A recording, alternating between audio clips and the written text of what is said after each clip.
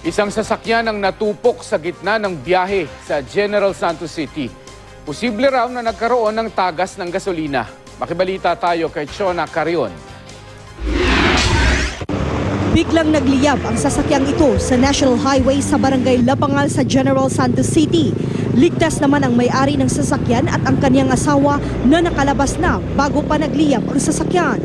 Ayon sa may-ari ng sasakyan na si Solomon Estafia, may naamoy raw siyang singaw ng gas. Kaya tumigil at bumaba siya ng sasakyan para i-check ito. At doon na raw nagliyab ang kotse. Dumoble ang mga kaso ng dengue sa Cebu Province mula Enero hanggang Marso ngayong taon, kumpara sa parehong panahon noong 2015. Noong 2015, mahigit 1,000 ang kasong naitala at 8 ang nasawi.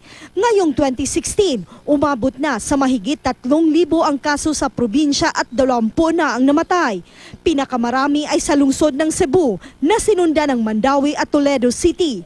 Sinimulan na ng Department of Health ang pagbibigay ng bakuna sa ilang lugar sa bansa. Hindi pa kasama sa ngayon ang Cebu, pero inaasahang sisimulan ito sa katapusan ng 2016.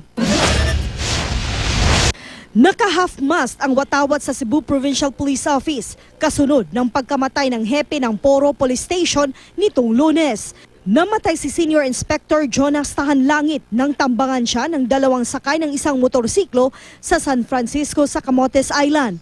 Inaalam ng Cebu Provincial Police kung may kinalaman sa trabaho ang krimen. Aktibo raw kasi si Tahanlangit sa kampanya laban sa iligal na droga.